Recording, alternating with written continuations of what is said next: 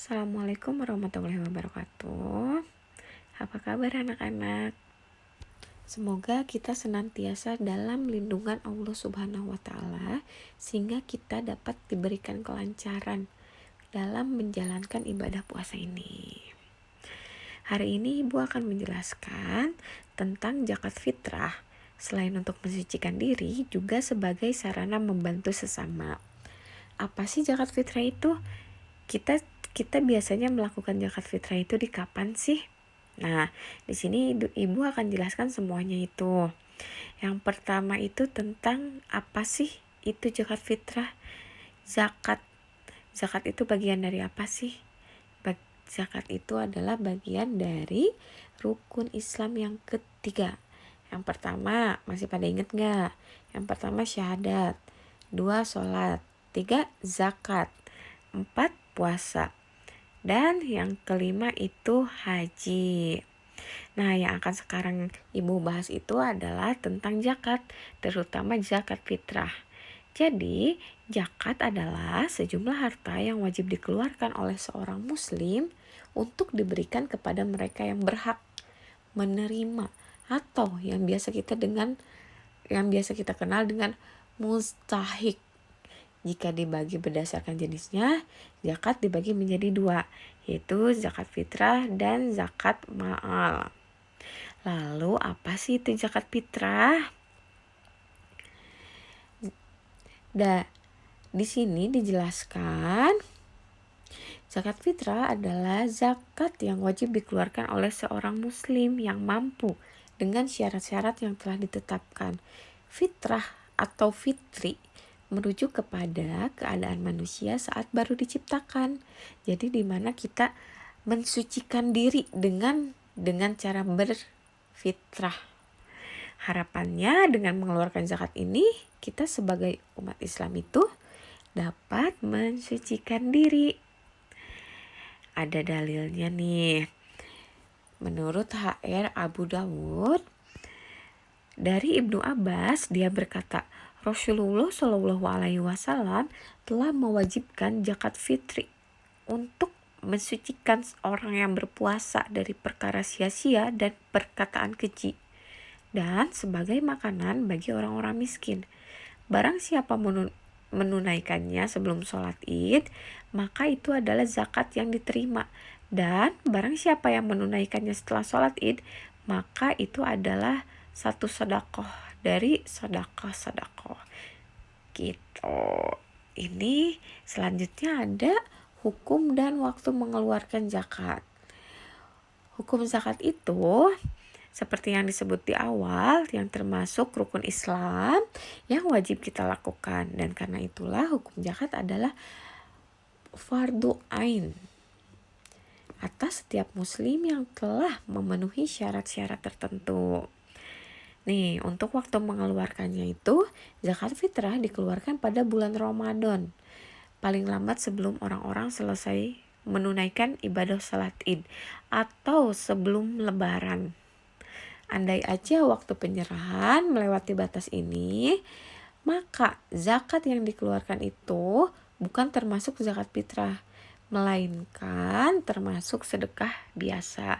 Makanya untuk zakat fitrahnya itu diwajibkan atau diharuskan itu sebelum sholat id, karena kalau setelah itu namanya itu sedekah yang biasa. Seberapa sih untuk besaran zakat yang harus dikeluarkan? Nih, besaran zakat fitrah menurut para ulama adalah setara dengan 1 sa' yang tertera dalam hadis Nabi Muhammad. Kalau misalkan kita itu biasanya per orang itu di liternya itu untuk beras 3,5 liter, atau kalaupun uangnya tuh dikali aja untuk satuan liternya beras.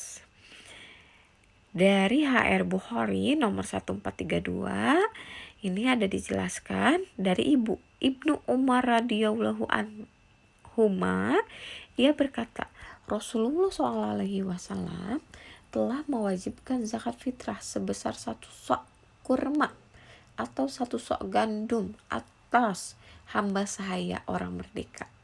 laki-laki maupun perempuan, anak kecil atau dewasa dari orang-orang Islam, dan beliau menyuruh menunaikannya sebelum orang-orang keluar untuk sholat hari raya.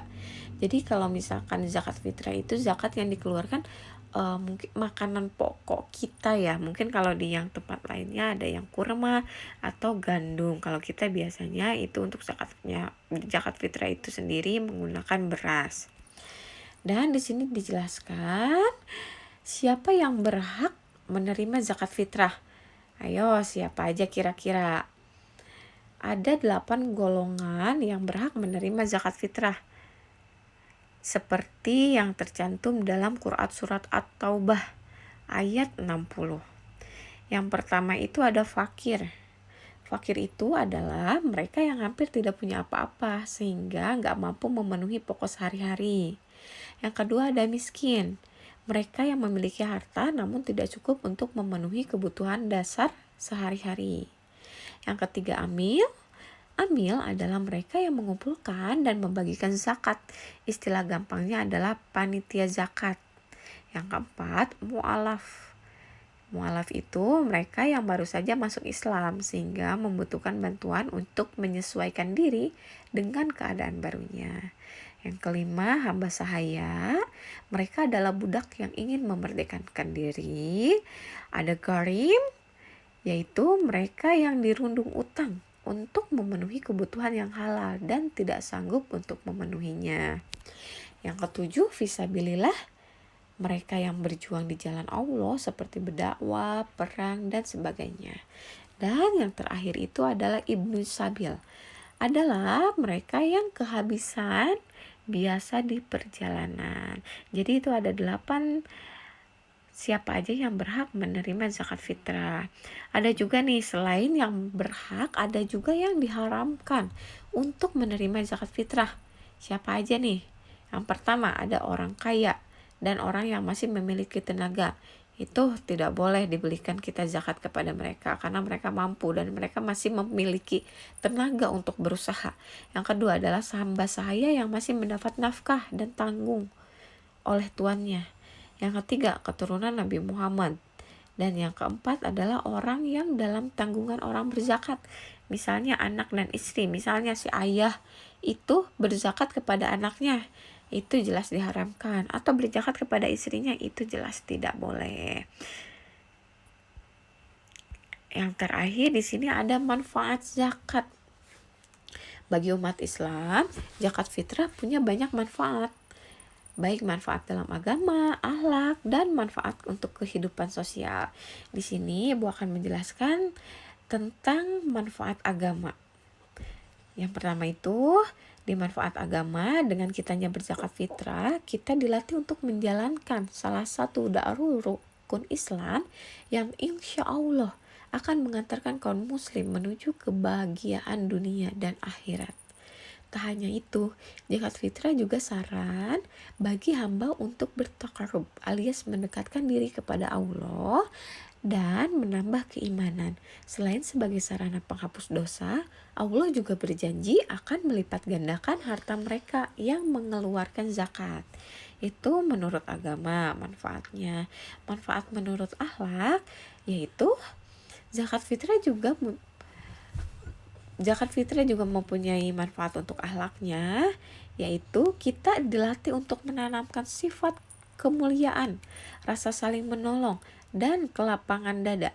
Dengan membayar zakat fitrah, kita juga dilatih untuk menjadi sosok yang pengasih dan lembut terhadap saudara sesama muslim. Selain itu, sejak kecil kita selalu diajari bahwa tangan di atas lebih baik dibanding dengan tangan di bawah. Begitu kan? Nah, yang terakhir itu ada manfaat sosial. Di manfaat sosial ini, zakat itu merupakan sarana untuk membantu saudara-saudara kita sesama muslim yang sedang kekurangan.